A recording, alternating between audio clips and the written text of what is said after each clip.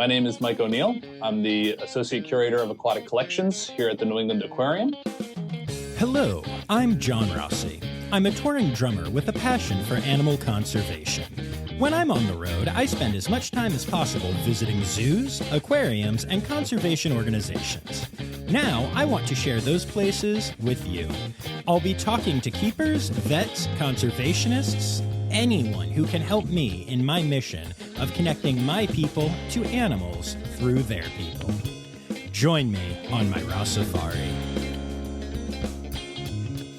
Hello, hi, how are you? Welcome back to another episode of the Rossifari podcast. Y'all, this is our second week in a row taking a look at some of the different things going on at New England Aquarium. And actually, out of the 3 episodes we're doing from the facility, this is the only one that is actually coming to you from the aquarium itself. And we're sticking with our theme from last week a little bit. So last week, we heard all about the Sea Turtle Hospital and the rescues they do there. And today, you're going to spend a lot of time learning about the 3 resident sea turtles that live at New England Aquarium. Most importantly, you're going to be learning about Myrtle. Now, you'll hear about this on the podcast a little bit, but to say the least, Myrtle is royalty. In my entire time that I have spent in the world of zoos and aquariums, there have only been 2 animals that I have ever heard called the queen by multiple people. One of them was Luna, who was the oldest red panda in the SSP at Cape May County Zoo until she passed away. And the other one is Myrtle, who lives at New England Aquarium. So you're going to hear all about her, as well as 2 loggerhead turtles, Carolina and Retread, and all the other cool stuff that call the giant ocean tank home at New England Aquarium. We get into all other kinds of stuff too, of course, because, it's this podcast and that's what we do. So I'm looking forward to sending you to that interview. But before I do so, quick reminder, make sure you hit subscribe so you don't miss any of my interview episodes or any Zoo News episodes that come out on Friday. This Friday is going to be a special recap of the AAZV conference in Toronto, where I currently am sitting and recording this. And then also make sure you follow along on the socials at Rossifari, on TikTok at Rossifari Pod. And hey, if you'd like to support the podcast, you can do so for as little as $3 a month by going to patreon.com/Rossifari. So with all that said, let's get to it. Here is my interview with Mike O'Neill of New England Aquarium.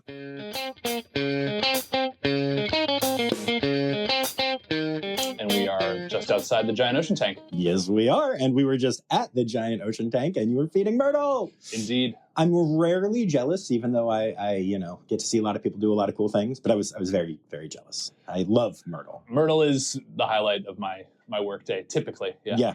So let's dive right in. Yeah. Tell me all about Myrtle. Now, I will give you a little background first, because obviously I'm the expert here now. Just in my own world. So when I started to, realize that there were zoos and aquariums around other than the local ones I went to, and when I started to travel and then tour, I don't know how, because it wasn't like a big social media thing or whatever. Mm-hmm. But I learned of Myrtle fairly early on in my life. And I knew that in Boston, there was a Myrtle. We love that. And when I first came to the aquarium and saw Myrtle, it was like meeting a celebrity. Yeah. And I don't even understand how that happened, because this was before viral was a thing. Mm-hmm. But Myrtle was a thing. Yeah. So, yeah. She's definitely achieved, I think, a level of fame that is rare. Yeah, especially for a turtle. For a turtle, yeah. For aquatic creatures, I mean, she's remarkable. She is large. That usually helps, I would say, stick in people's minds. But I would say she also has maybe an uncomparable legacy in terms of, she came to us right after we opened. She's been here since 1970. So very nearly 100% of people who come to the New England Aquarium have crossed paths with Myrtle. And you just can't replace that kind of impact. Yeah, no, that's really incredible. Actually, when we were at the tank, there was an older couple that were hanging out next to us and talking about the fact that they were coming here for decades now, and they didn't realize that it had been the same turtle they were seeing the whole time. Yeah. But when you said that, they were like in awe, and that's really cool. That's really amazing. Yeah, really powerful, and really, it's nice to see how common it is that we get multiple generations of folks who come to the aquarium, parents with kids, grandparents, and grandkids, all talking about having met Myrtle or seen Myrtle in the past and remember them, and that she's sort of like synonymous with an experience at the England Aquarium. Yeah, it's a very special thing. It also makes Jen's life a little bit easier because, she's got to do PR and you already have this amazing, Love that, yes. I mean, honestly, let's be honest, Myrtle's the one doing the PR. Jen's just the one taking the calls from podcasters. So. Yep. And she's quite good at it, I would say. She sort of has the personality to match her physical appearance because she's outgoing, she's curious, she likes to insert herself into situations. So I think she's got the complete package when it comes to sort of the attributes that are endearing to our visitors. Yeah, so let's dive into it a little bit more and just talk about. So you mentioned she got here right from kind of the beginning. I remember when I first heard about her, there was this. I don't even know if you can call it a rumor, but the way I heard it was that the aquarium was built around her, which I know is not actually the case, but is kind of. I remember like being younger and having this mental image of like just a turtle that an aquarium was literally built around. And I know that's not how it works, but I'm curious, what is her story? Yeah, well, the aquarium itself was definitely built around the giant ocean tank. So that's 100% true where, pouring the concrete to build this facility, it was the giant ocean tank first on Central Wharf and everything else came in around it. Oh, wow. And then for Myrtle herself, she came to us, in the early days, within 6 months of our actual opening to the public. She was previously at an aquarium that used to be on Cape Cod down in Provincetown called the Provincetown Marine Aquarium. They were, I believe, sort of a seasonal operation. So they would sort of open up for the boom summer season on the Cape and in the wintertime close down and need to find places for some of their larger creatures like Myrtle to go. And so we actually had a relationship where Myrtle was temporarily on loan to us during an off season initially. And then in 1970, they ended up saying, we're going to actually close up shop. Would you like Myrtle and XYZ other creatures as permanent residents? And we said, most certainly. And she's been here ever since. Wow. Yeah. The idea of sharing a sea turtle is a lot. Yes. Yeah. Yep. And it's amazing back in 1970 that, the way things worked was different. And so, donating animals across organizations still happens today. But it was a different time back, before the Endangered Species Act, before lots of regulations that now apply to turtles. Myrtle's kind of transcends all that, and her legacy spans from middle of the century all the way to now. Yeah, that's really amazing. Wow. And so because she came from that facility and because it was a very different time and Zims wasn't around yet, we don't actually know how old Myrtle is officially, but what are the thoughts on this? Yeah. So we don't know her exact age. We sort of come up with a conservative estimate that she's probably between 75 and 95. And that's based on the fact that when we received her, she was weighing around 200 pounds. And so we assume at that weight that she was probably an adult, but it's hard to age sea turtles just based on weight and not any other measurements. So we go off of a ballpark that she could have been between 20 and 40, let's say, back in 1970. Then we add on the 54 years we've had her, and we say somewhere in that 75, 95 is a reasonable ballpark. Yeah, makes sense. And what kind of life expectancy would we be talking about? That still sort of remains a mystery. We know turtles in general are long-lived. Yes. It's not unprecedented to get well over 100, depending on the species and circumstances. And I would say Myrtle is a unique case in that regard. She's a large green sea turtle. She's been in aquariums most of her life at this point, we assume. So it's hard to say specifically for any individual case like Myrtle, how long could she live? And we hope that she teaches us a lot down the road as we go about Myrtle's sea turtle care overall and her unique care as we get into sort of the later geriatric phase. Absolutely. I am curious, just in terms of as she has aged here, how much and how much has the care changed? And I'm not even talking about it because we'll get to this in a minute, but about how welfare has changed over the decades. Sure. But just in terms of like literally just caring for her as she gets older and stuff, what has that been looking like? And I know you haven't been here for all of it. Yeah. You're a young pup compared to her, but you know. Yeah. I've been honored to take care of Myrtle with my team for the past 7 years. Nice. It's been awesome. And just to sort of what you're saying, it's been a constant evolution. And I would say the degree of detail has continued to increase over time as record keeping and technology advances. And we're capable of using software that can track animals that is designed for animal care applications, which has not always been the case for operating zoos and aquariums. That's been a great help. And Myrtle in general has been pretty steady along the time that I've been here. We weigh her and do checks on her quarterly. So that's sort of where we get the benchmark metrics on her overall health. So collect blood sample, weight, morphometrics, any other physical and diagnostics we can do to get a sense of her overall well-being. Her weight does fluctuate seasonally and year in, year out. She goes through a period of fasting, sort of like a sea turtle brumation hibernation phase, where she's becomes very picky about what she likes to eat, and her weight can fluctuate with that. And then when we were just out there earlier, this is in peak foraging season, so she's constantly eating during the feeding sessions now, and it will pretty much take whatever we offer her, though she does have vegetable preferences that we keep tabs on over time. And yeah, so that's generally is her sort of typical care routine, is quarterly health exams, daily feedings and checkups and behavioral observations from us.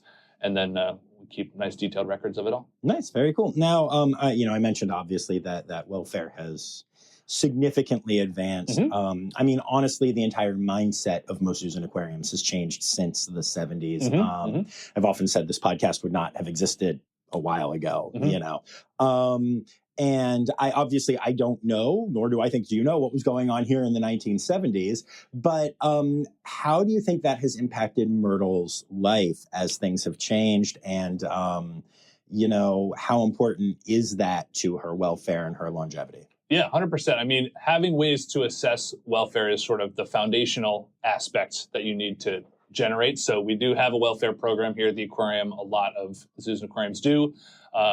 And that involves routine welfare assessments where we look at certain behavioral metrics, health metrics, and sort of tabulate them all together to get a general welfare score that we can then monitor and apply looking through the months and years to individual animals over their lifespans. So that's another aspect of how we're monitoring all the animals here at the aquarium. From the historical perspective and from the giant ocean tank specifically, I would say there have always been records kept, but the degree of detail and what the focus of each record has definitely been an evolution from the 70s to now. I believe it, yeah. There are amazing records that I've had the pleasure to look through over the years as I've tried to make sure I have the full context of my responsibilities with the giant ocean tank, where I get to look back and see what were the things that people were writing down as their behavioral observations in the 70s, 80s, and 90s. And that's really cool, actually. It's super cool. And the giant ocean tank also has had its own evolution, where Myrtle has been sort of the central tenet of the giant ocean tank almost since the beginning. But the giant ocean tank itself has gone through iterations where it was originally not a reef exhibit. It was sort of an open tank with less structure, I would say. Then there was a time when I think there was a shipwreck that was the original or one of the early features for habitat. That then transitioned to the first reef, which happened in the 80s. And that was sort of the stable, longest term configuration of the giant ocean tank's habitat until 2012, when we then renovated and updated the original reef and enhanced a bunch of the components of the giant ocean tank. And through it all, Myrtle was a resident and got to participate in some of those iterations where, when we had the renovation in 2012, all of the residents at the time of the giant ocean tank were relocated, and they were actually in our penguin exhibit. And the penguins had been moved to our animal care center in Quincy. And then we had used the penguin exhibit as the area to temporarily keep the giant ocean tank residents while we waited for the new exhibit to reopen.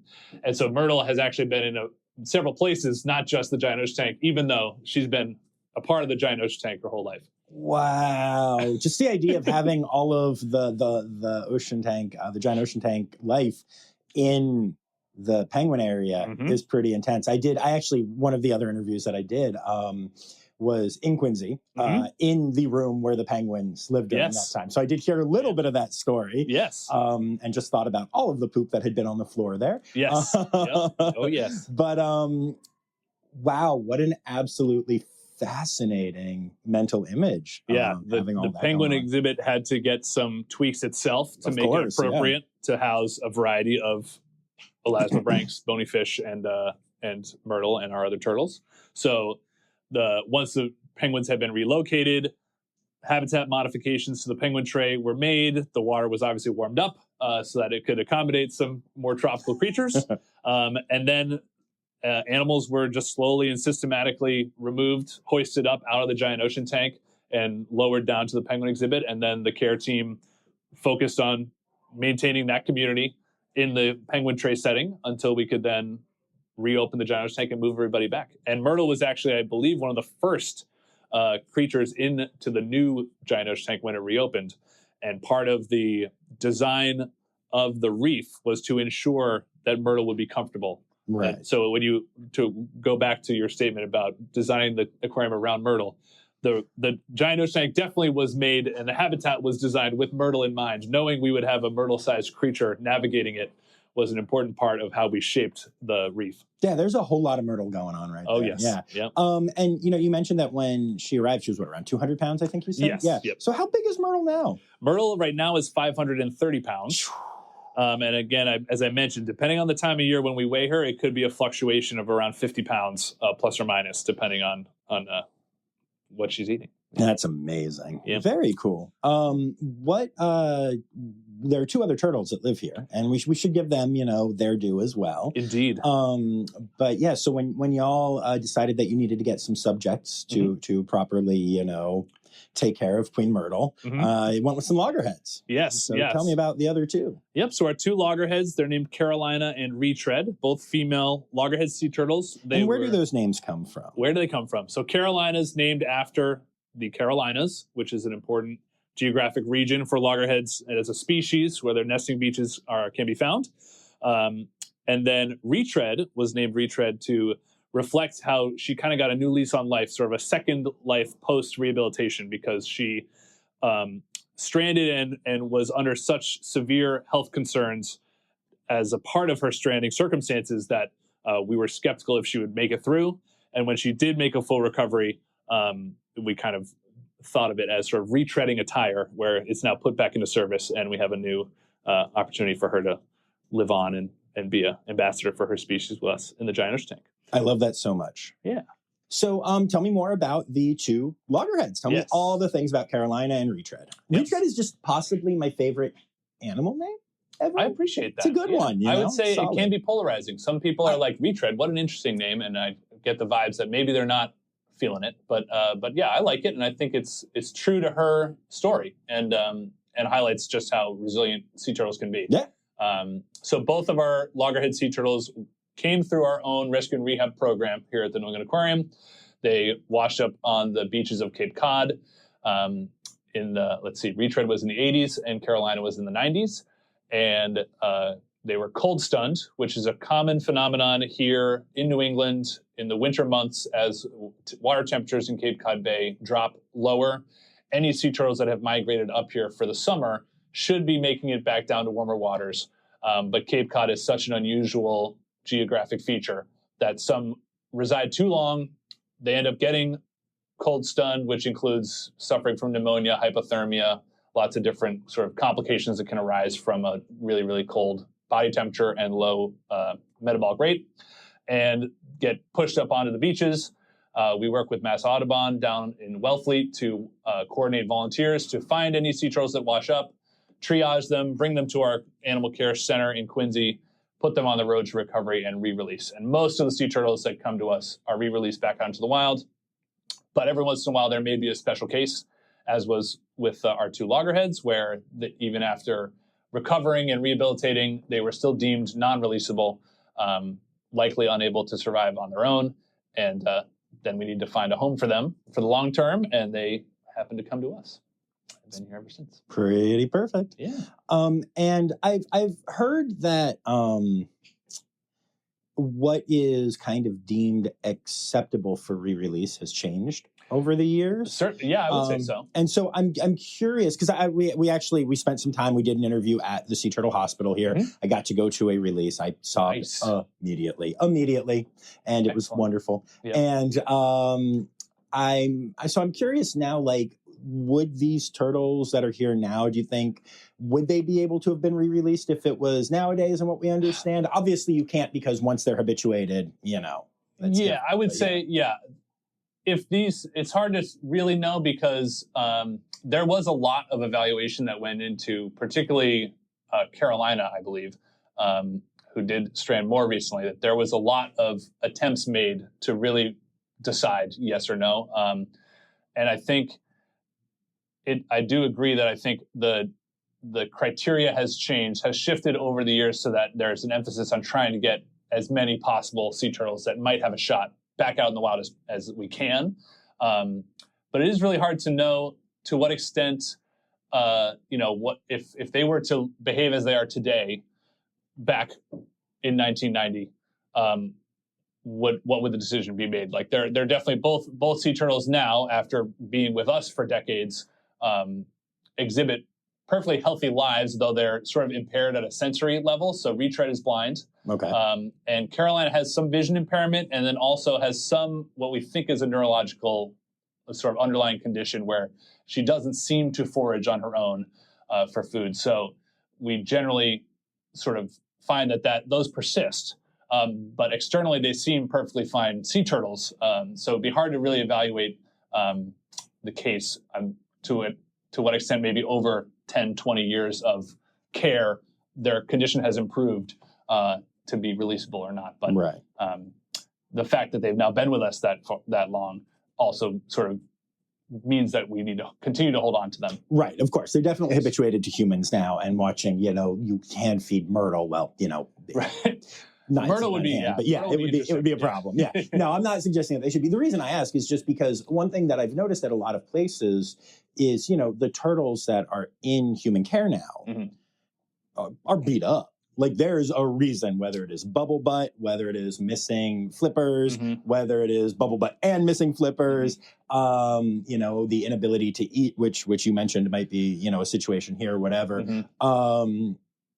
But like, it's very rare that you go to a facility and see a sea turtle like that is pristine. Right, with no obvious physical issues. Yeah, and all three of the turtles here look real good. Yeah. And it's really interesting to see. And I remember that being kind of the first time I had ever seen that when I was here. I was like, oh, these are real pretty sea turtles. And even when I was at the hospital last week, I was like, they're all so pristine mm-hmm. because, they're cold stunned, they're getting released. They're gorgeous specimens. Yeah. And I was like, as cool as it is and knowing every story and stuff, there is just something about seeing an absolute pristine animal. Yeah. That is pretty rare these days with sea turtles, which is great. We want them in the ocean. Right. Yeah, 100%. Yeah, they're enough that we can have them in aquariums and being great ambassadors for their species mm-hmm. with their missing flippers or whatever. Right. Yeah. But it's really cool to see three just stunners here. Yeah. They look physically awesome, and they're in great body condition and overall health. But it's you think that way, and then the first time retread swims straight into the reef or something, you're like, yes, I do remember why you were still with us. That is fair. Yeah, no, that's it's just such a beautiful setup. But I guess we shouldn't just talk about sea turtles. Yeah, so sure. What else do we have in the giant ocean tank? We've got a variety of things. So we generally are exhibiting subtropical and tropical Western Atlantic fish in the giant ocean tank. So those are species you would see if you went down to Florida, maybe up into the Carolinas, in the warmer waters of the Atlantic Ocean. And the bulk of the collection is by number is actually aquacultured. So they've been raised either by us or by partner organizations and institutions. So our biggest schooling species, our lookdowns and our smallmouth grunts, are raised in-house and in partnership with Roger Williams University. And then there's also a variety of things that come to us, a variety of fish species that come to us from a few different sources. We have some animals from other zoos and aquariums, like our southern stingray, who was born at the Minnesota Zoo. We have some locally rescued fish, we call them, Gulf Stream orphans, which are tropical fish that we're able to find in New England waters in the summertime when it's warm enough. So these are either larval fish, very, very young juvenile fish, or eggs that have been pushed up here by the Gulf Stream beyond their sort of typical range. And if we aren't there to opportunistically find them when it's warm enough, that they likely are not going to be migratory and move back to any warmer waters, and they'll just perish in the wintertime. So we go out seasonally looking for any of those fish that are a part of our exhibit collection plan that we'd like to exhibit in the giant ocean tank, and then if we find some, we can add them to the exhibit. And then there is also still some wild collection that we do for certain species. So that's one of the ways, basically using all three of those methods, or at least three, is how we kind of build the biodiversity that we want to showcase in a reef ecosystem. Now, I find the wild collection thing a little, maybe surprising is the right word, because I know that in general, with the AZA in particular, there's a big push. We have SSPs, and the reason why we do is to stop taking animals from the wild. And when zoos in particular, as opposed to aquariums, do pull an animal from the wild, it's always, just like you were saying with the fish that will die, it's always that kind of purpose. And there's always a big press release about, oh, we're taking in these cougars, but they were going to die without it, or whatever. And I do know that it's more common to collect for aquariums, but I feel like it's something that's not talked about, not like hidden. It just doesn't come up a lot. So I'm curious as to what the thought is behind that, and is there any way to make sure that it's done, just like with seafood, like sustainably? Like, how does that work? Yeah, precisely. I was going to just say it's similar, in my opinion, to sort of a well-managed fishery, or sort of the right policies and protections in place so that any sustainable harvest is done, but the overall health of the population in the wild is sort of the priority kept in mind. So generally, we're looking to acquire animals from the wild that we may be bringing in very small numbers, that we may be bringing in from populations that we know are well managed, from certain geographic regions where they are not imperiled in any way. And so some level of sustainable take is something that the population can accommodate. So that's generally sort of the strategy we use, and then diversifying those sources, as I mentioned, to say the right path for sort of sustainable collection planning is to look at all those options and make the best choice in each individual species circumstances. So like moving forward with a blend of all those is likely the best way to go about acquiring animals. Oh, yeah, that makes sense to me. I am curious. So I know, again, I tend to do a lot more at zoos just because there are a lot more of them. And I know that, like, with the exception of maybe certain insects and stuff, collection management is very specific. We know every animal. We know they have their name. We know they have their real name, that after a donor bought the fake name, you know exactly what I'm talking about. Yeah. They have their ZIMS number. They have all the things. Lots of numbers. And I'm curious how specific y'all are able to be when you have schools of fish and all that kind of stuff. That is an ongoing challenge. The managing groups of animals, particularly when you have hundreds in a school, as you mentioned, that's an ongoing sort of area that we're continuing to explore and evolve. So what we currently do is we consider a school of fish. If we determine they can't be identified to an individual level, then they are treated as an entity, as a group. And so we will have, to your point, like an identification number or an accession number for that school is applied to all the individuals in that group. There are lots of ways to try and make managing a group more manageable, and to try and break them up and to do things like identify them. So we've used techniques. One that I particularly like is called visual implant elastomer tagging, which is where you can use a very small amount of like fluorescent polymer to basically punctuate a little dot on the fin of a fish. Oh, wow. So you can use a small needle and put a little bit of something that will fluoresce, that will catch the eye, sort of the size of like a period or maybe a millimeter or two in diameter, and put that in sort of the translucent section of a fin membrane of a fish. And that way, if you are an animal care professional and you know exactly what you're looking for, it's pretty easy to spot. But most people would not necessarily tease it out as anything that's not typically there on the fish. Right. And so that's a nice visual option that exists in tracking fish. So we have used that technique if we have, let's say, several fish of a type of species, but they may be in different age groups. Like maybe we brought in 3 of fish X in this year, and then 3 years goes by and we add 3 more, and then 3 years go by and we add 3 more. And now we have what we think are 3 different age classes or cohorts that may be hard to tell apart, particularly as they grow up and all become adults and then mix together. And if we've got them for 5, 10, 15 years, it would be hard to keep them all straight at an individual level. But if they have some sort of visual tag that lets us know, oh, the yellow group came in this year, and then we can sort of track them that way, even as their physical appearance might change or they may start to sort of blend in with other individuals.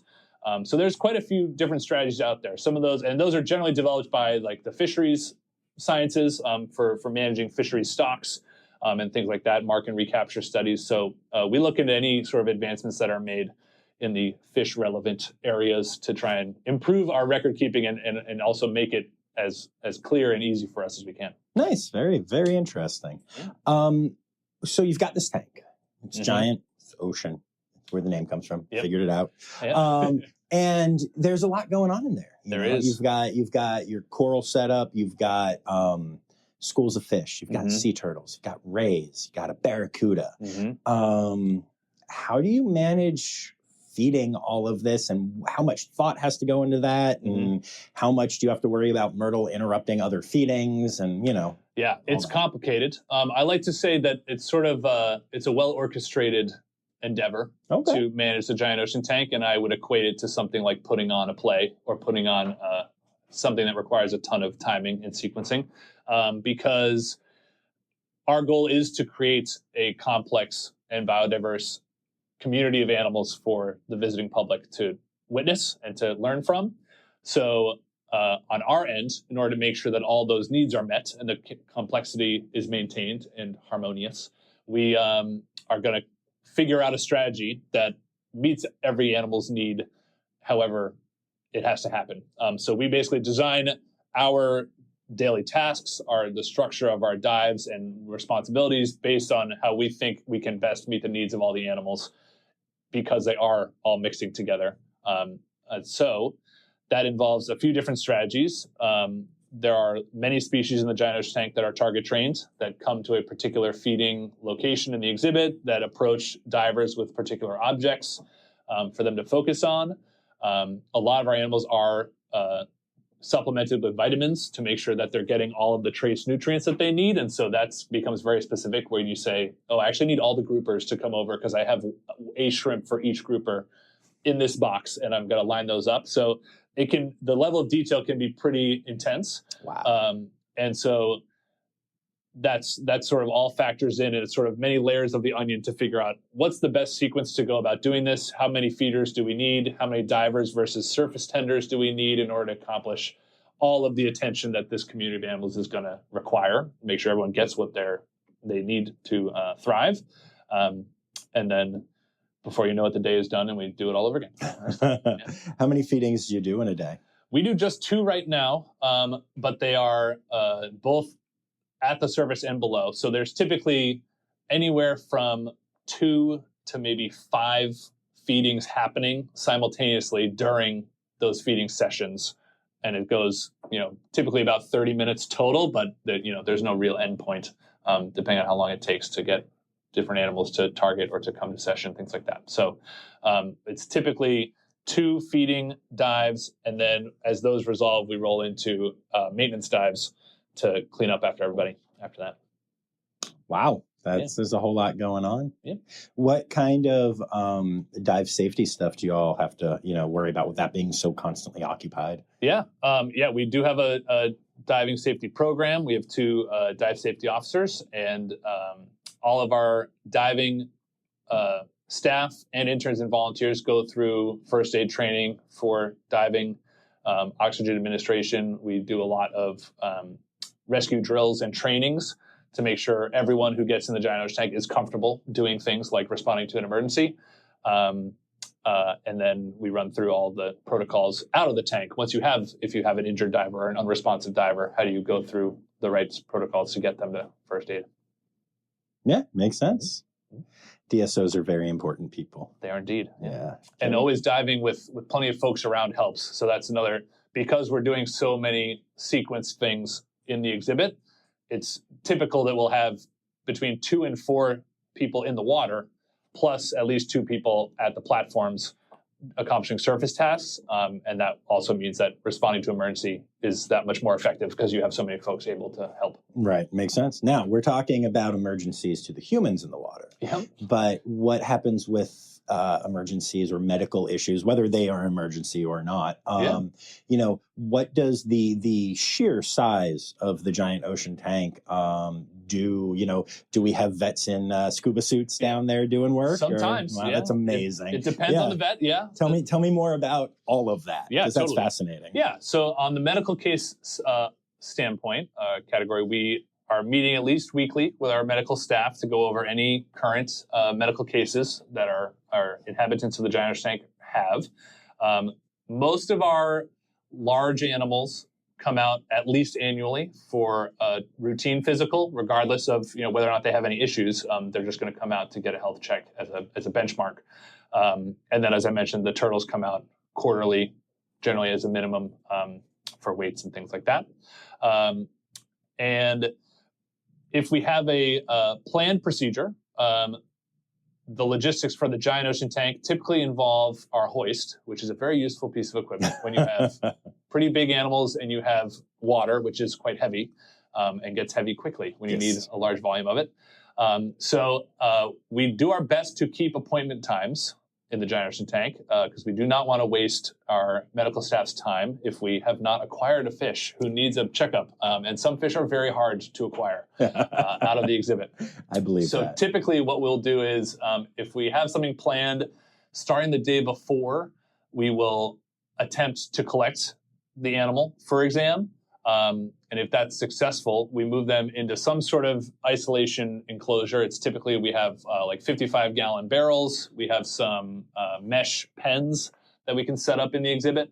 And that allows us to isolate the animal and then also move them up in depth towards the surface gradually over the 24 hours leading up to the exam so that when we do remove them, if it's with the hoist or manually, if it's small enough, they're acclimated to sea level pressure. And we can then move them into one of our support spaces where any actual medical exams and procedures can go on. And the same process goes in case of medical emergencies. If we have an injured animal that shows up, then we can do all that, but it's just not planned ahead of time. We just go right into it. Sure. So that's the typical sort of response and way we medically manage cases for the giant ocean tank is staging them up in depth, planning out ahead of time. There's a lot of logistics and a lot of sort of customized equipment that we develop in order to do this. And the giant ocean tank, as we were talking when we were feeding Myrtle, is unique in that the top of the exhibit is open to the public and it's 360-degree access.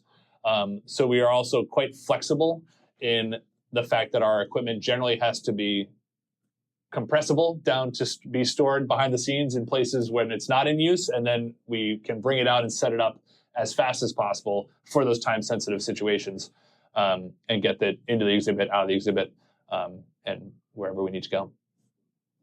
Very cool. Yeah. Is there anything else that you want to tell me about the giant ocean tank? I would be remiss if I didn't highlight a fan favorite of the giant ocean tank that we did not touch on, who is Thomas, our green moray eel. Oh, yes, Thomas, yes. Thomas is another awesome animal. I think he may be the greatest eel I've ever worked with. Wow. And he's worth noting. So if folks listen to this and want to come by the aquarium and check out Thomas, he's one of the best. He's been here 15 years, and I think is a stellar eel. We've had eels over the years where maybe a grand total of 10 people have seen them because they pick a great hiding spot and no one ever gets to view them. But Thomas is one of the most outgoing and often on display. He picks some great spots to hang out. Nice. And so I think he's done a lot for eels. That's amazing. Wow. Yeah. How, one other final question that I just thought of is obviously it's a very large tank. Mm-hmm. And so I'm assuming acrylic, not actual glass. Yep. Yeah. Acrylic windows. They were glass actually before the renovation. Oh, wow. That was part of the renovation in 2012 was that the original windows were multi-paneled laminated glass. And over the decades, you could have some separation and we would have a problem, not of any structural integrity, but you could actually get like moisture. And so there'd be fogging in between the laminated panels, which obviously does not help the aquarium setting and our viewing visitors. So that was one of the big things of the renovation was all the windows got replaced and they're now single sheets of acrylic. Wow. Okay. Very cool. What would happen if there was any kind of, little issue with just like one little piece of the acrylic? How would you handle something like that? Well, so things like scratches happen often. That's one of the artifacts of having things like big turtles in the exhibit. Can't see very well. Yeah, that too. Is that there are parts of turtles that are sharp and that can scratch acrylic. So that's actually one project we have going on right now is we're working on doing some underwater buffing. We're probably going to be manually buffing some scratches out of the acrylic, which is an awesome time. That Highly recommend so fun. If you really want to increase your underwater hours, become an acrylic buffer because it takes a long time. And so yeah, there are issues like that that pop up, and it's something that we have to deal with and improve upon. Generally, the infrastructure of the giant ocean tank is quite robust. So not only do we have the asset of the concrete pillars, sort of the verticals that span the full depth of the exhibit, which are extremely strong, but the window framing itself is designed so that the windows are pushed up against that concrete structure. And so in addition to being fixed in place, it's also the pressure and the mass of the water behind the windows is really sort of keeping them immobilized in their position. Interesting. So the design of the giant ocean tank, when you think about it, is remarkable because the core design was done in the 60s and then implemented in time for us to open. And they pulled off making a giant cylindrical exhibit back at a time when you couldn't curve, glass. You couldn't curve acrylic. We didn't have that yet. And so they had to figure out how do we make a giant cylinder with a spiral all the way around it and access at the top. And all we can use are flat sheets of glass and concrete. That's kind of amazing. So yeah, I definitely tip my cap to the folks who originally designed the giant ocean tank because it was remarkable at the time and continues to be, I think, something that when people walk in, there's still the wow factor of you walk in the main building and you look up at the giant ocean tank and it's quite impressive, which is really awesome. Yeah, no, absolutely it is. It's fabulous. Are there any conservation organizations you'd like to give a shout out to?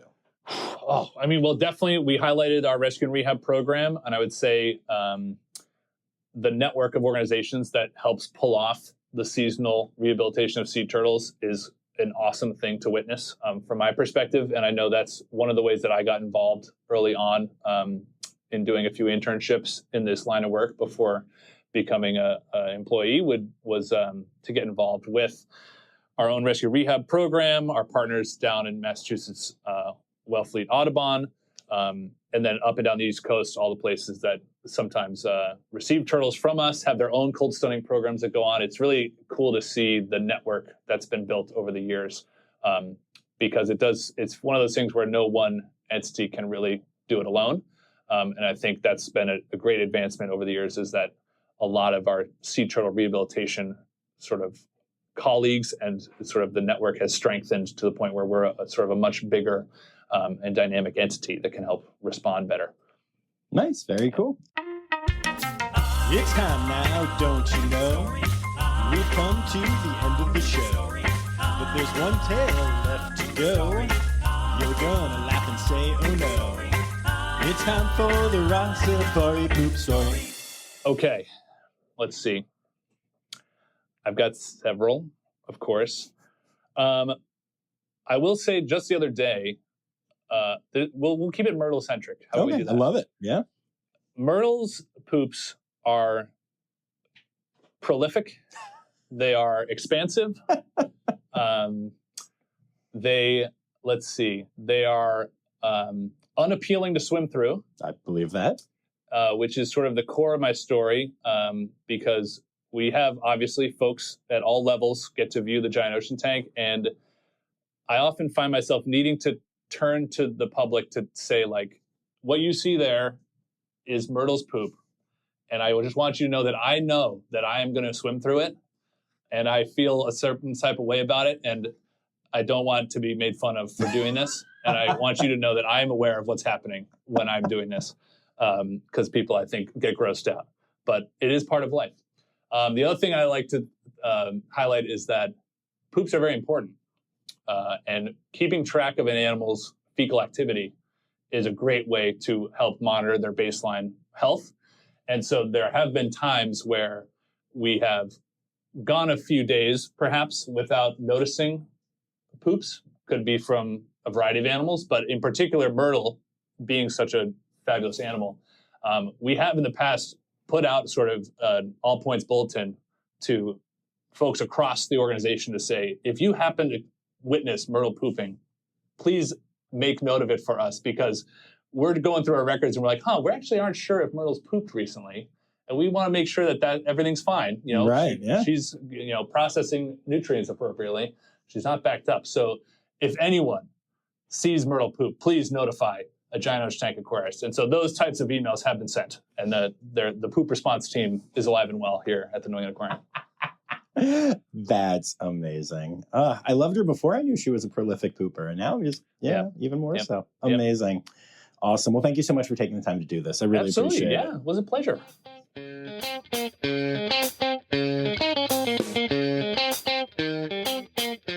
Now, before we get to my normal wrap-up spiel, I actually wanted to take a moment here. So I threw a microphone on myself and a microphone on Mike when he did the Myrtle feeding before we did our interview.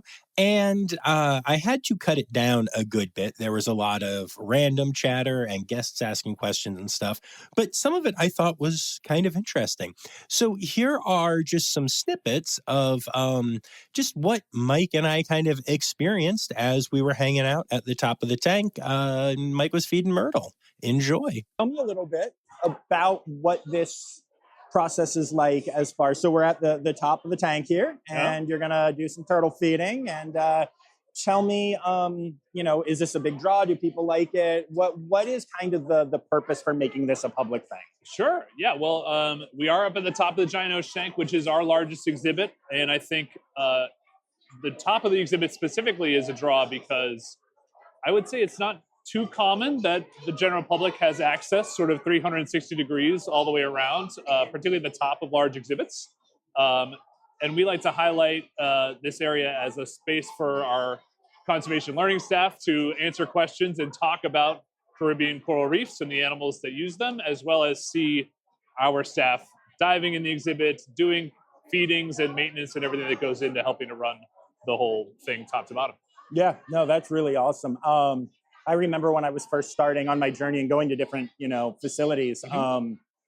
The idea of seeing the top of a tank was just so, it still is special. I'm not even going to lie. Yeah, this is my favorite spot in the aquarium. I like being up here. Every time I come here, I race up here. Yeah. And then I do the aquarium in reverse. Yep. You and then come back up. Yeah. It's a whole thing. That's a popular flow. Yeah, it's good. Yeah. Yeah.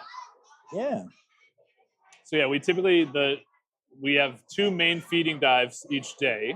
And so this will be the afternoon feeding where we try and sort of do some multitasking where there are a handful of animals target trained to surface feedings. And then our divers simultaneously will be feeding different groups of animals beneath the surface. And I think sort of traditionally that's how Myrtle got started being fed over here on this platform is keeping her on this side helps the divers work in other places, and also gives us a nice long session for her to be foraging, to get all the vegetation she eats, and we get a nice close look at her and sort of get to establish that as sort of the routine baseline care for Myrtle. She does like to snooze all over the place, so she's currently snoozing under an acclimation enclosure and in a part of the reef that she's sort of known to go to midday. I would say early in the morning and overnight. She has different napping spots depending on where she wants to go, but definitely well versed in the structure of the reef, and seems, as time goes by, for a few months she might like to nap here and then shift to a different spot later on. But she's been over in that general location for a good long time. Nice. That's really funny. I'm always entertained by I wish we knew what the thought process is. You know what I mean? Yep. There's benefits and drawbacks, I'm sure. I don't know what it is about each location that Myrtle in particular is looking for, but she does have her favorite spots. That's very cool. So, trying to think of things to ask that I don't want to just ask in the room where we'll hear better. Yeah. Well, I'm sure some things will unfold as we are actively feeding as well. I have no doubt. Yeah. So is it still three sea turtles here? 3 total sea turtles, yes. So joining Myrtle is Carolina, our smallest. Mm-hmm. Also, or both of the smaller turtles are loggerheads. Right. Myrtle's a green. So Carolina is also, we think, the youngest. She's about 150 pounds, and we think she's probably in her 30s or 40s. And both loggerheads were rescue and rehab sea turtles, washed up on Cape Cod during the winter in a cold stunning phenomenon, were deemed non-releasable, and now live with us. So yeah, their breakfasts are their daily feeding happens at the morning dive. So we call it loggerhead breakfast. But nice. They're target fed by a diver at the bottom of the exhibit. And typically it's one big meal full of squid and fish, and then they go off and snooze and hang out the rest of the way. It's not a bad deal. Yeah, retread will show up eventually at some point. The very common question that visitors have is how many turtles do you have? I've only seen one. Where are they? And we like to say, if you spend enough time up here, you will see them all. Oh yeah, they have to breathe. They will get up here. They can sleep for a long time, but they will eventually show up. We'll get started here in just a moment, and hopefully we'll get some fun audio. I was wondering if we would have the setting up here where you might get some nice Myrtle gasps for some color, because we'll get some gasps. Yeah, it might not be Myrtles, but right. Yeah, you'd have to come here at 8 in the morning. We're so close to be get a nice Myrtle breath. So we generally mix in any vitamins or supplements you might be getting into some squid. It's a nice little sort of natural food pocket to get those tabs. Yep. So that's one of the ways we'll make sure she's getting a nice, well-rounded diet. How old is she? She's very old. They don't know exactly how old. We think 90s, maybe. 90. Yeah. So they've been around since probably. Yes, she came to the aquarium 6 months after we opened. So That's the same turtle. yeah. So if you've been here since 1970, you've seen her. Oh my God. Imagine eating 4 heads of lettuce every day. that what it is? Typically, yeah, it's about 5 pounds of vegetables. But we try to mix it up, so she will try out bok choy, see if she's into that, but she hasn't been recently. So there's a variety of leafy greens that we'll make available to her, but the staples are romaine lettuce and Brussels sprouts. Those are really once a day, right? Twice a day. Yep. Oh, right, look at them. One leaf at a time? Yeah, we usually spread it out so that she gets some exercise while she's going around. And then it's kind of nice to have her preoccupied up here because the divers are trying to accomplish other things, or the folks on that platform might be feeding different animals. And Myrtle is sort of curious and outgoing enough that she will insert herself into other things. Is the eel still in the tank? We do have an eel in here as well. Yep, Thomas, a green moray eel. Look at this, look at this. Here you go. That was the That lettuce was wrap. tricky. The lettuce That wrap was tricky. technique. I like it. You can only get to that if you've been here for 10 years. That's expertise. You guys can see the barracuda right there. So if the barracuda's hungry, he should swim over to where that sign is. Yep. We want him to go to that platform and have lunch over there. Does it eat any other fish in the tank? Not commonly. That's, we want him to avoid that.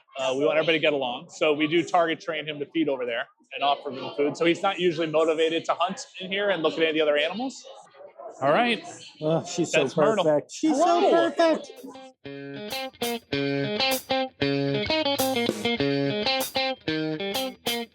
Y'all, meeting Myrtle was such a joy.